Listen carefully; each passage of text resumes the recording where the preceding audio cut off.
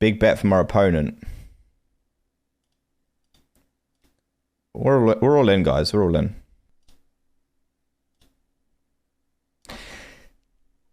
That is unbelievably sick.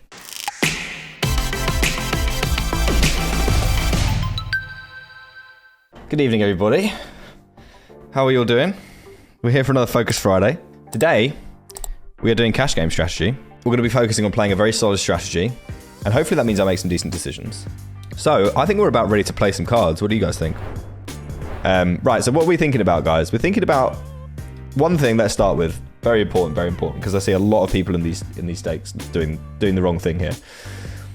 We don't want to play any calls unless we are either A, on the button. Let's say A, number one, on the big blind. Okay, we can call when we're in the big blind. And number two, if you want, you can call on the button, but you have to make sure that you balance that range effectively. The reason is, guys, that in any 10-0 game or any microstakes game you play or any poker game you play, if you see the flop, you'll pay rake. Okay, so when we call, we automatically pay rake. If you 3-bet and you win, you don't pay rake. So you want to, as much as you can, not call apart from when you're in the big blind. That will be the best strategy, simplest strategy as well. Like, if you're calling as well, a lot of people, they're going to call with hands like middling pairs and suited connectors, and those are, you know, a little bit more obvious to pin down when people start building a flatting range. So it's a lot easier to just play 3-bet fold, because when you're starting in microstakes cash, you want to have a simple, effective strategy. Don't call from anywhere except the big blind. So we are not going to call here, guys, and we might have this. We have a hand that may want to call here, but we're not going to do it because of what we talked about. So we see a limp here, and we want to be aggressively, and this is probably the second thing I'll say, we want to be aggressively isolating limpers. Limping is generally a weak range, and we want to put pressure on those weak ranges. If we can, we would like to play in position a lot against these players as well, if possible. But it's not the end of the world, either way. And we're going to be playing pretty straightforwardly in these situations. Just isolating our strongest hands. You can come along a lot with your weaker-ish hands. 8-3-7. We are going to start with a check. Queen turn, pretty good for me, generally speaking. I don't mind going either way with this hand. We're going to check this time. And we're going to call the turn. Over here, we're going to call the river. We have an ace, which I hope is good. And it is. We won our first pot, guys. And over here, we're going to call, like I said. And the river, we're going to check. Now, this makes it less likely he has a... Okay, so we had ace-jack. I was going to say, it makes it less likely he has a queen. Generally speaking, in my experience, these players, they don't like to fold. My general advice would be to have it a lot of the time, and don't trust them to necessarily fold. But there are spots where they exhibit a lot of weakness that you can attack. You always want to be thinking about, obviously, your opponent's range and what their actions mean for their hand, and then by the time you get to the river, you want to decide whether it's appropriate to punish. We're going to open up the small blind here.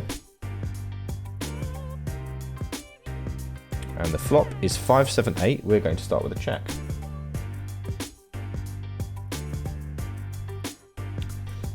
Okay, interesting. Big bet from our opponent. We're going to call. Turn is an ace. And we'll check again. Our opponent bets quite small. We are going to raise the turn, guys. We're going to raise the turn. The river is a 3, guys. And we are going to be all in. We are going to be all in.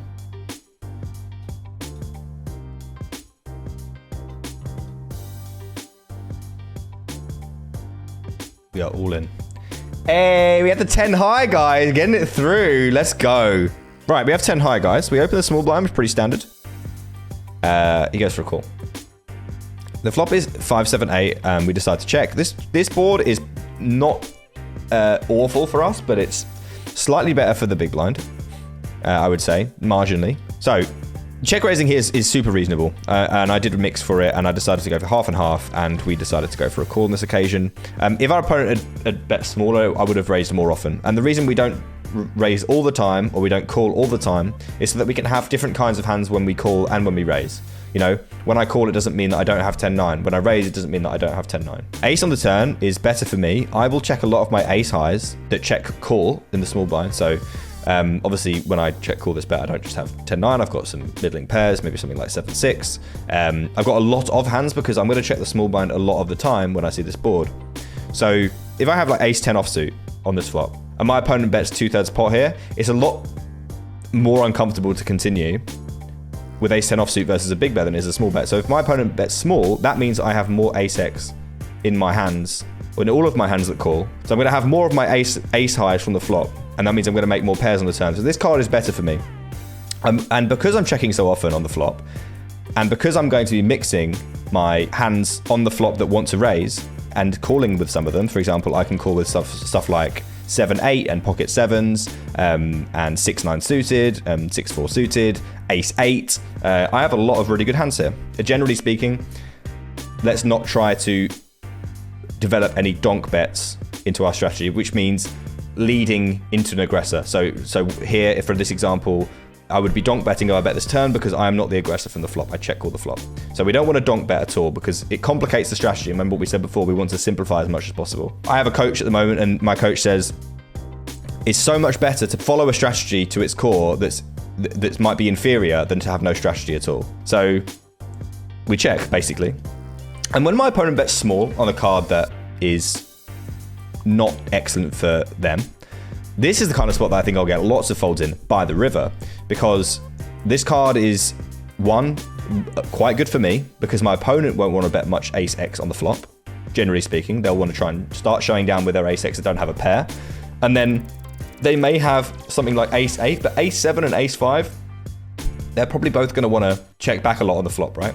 I mean, this guy could have anything. When they bet half pot, this is not a bet size I expect to ever see with 8s, 7s, 6-9, i.e. the super strong hands. And obviously he can't have things like aces because they didn't raise before the flop.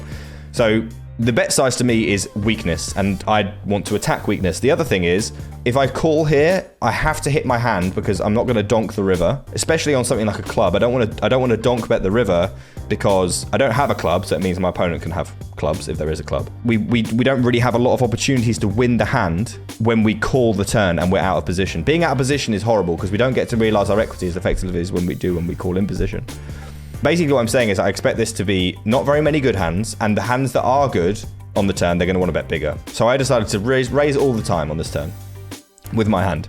And obviously I've got the backup of a 6 or a jack, and a 9 and a 10. I think I've got a very good chance of being good as well, because the range of hands I expect this opponent to be betting on the turn are things like 7-6 that want to check back the river once I call a hand like this, and they get to realize their equity really easily. The way we can deny them that is by raising the turn. And the river's a 3.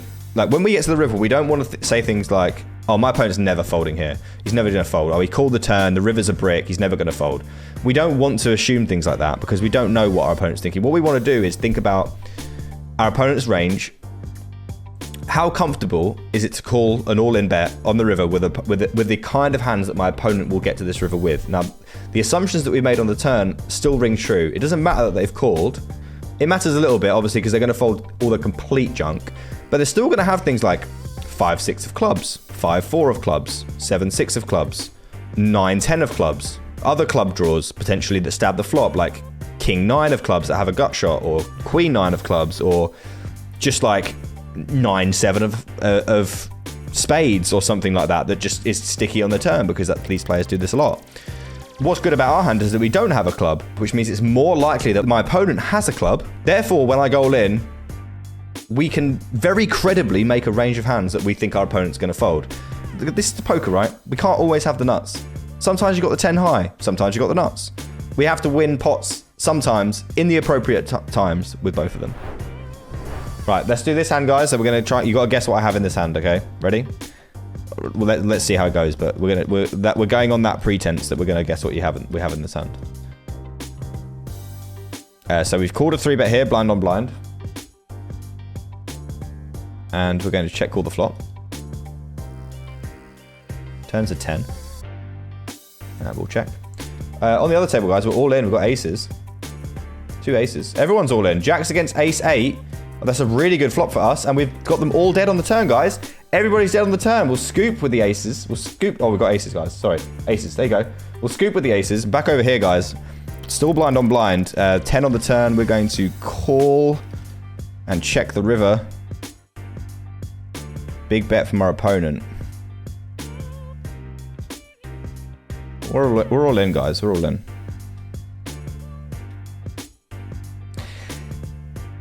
That is unbelievably sick. That is unbelievably sick. And he's in the chat as well. Unbelievable.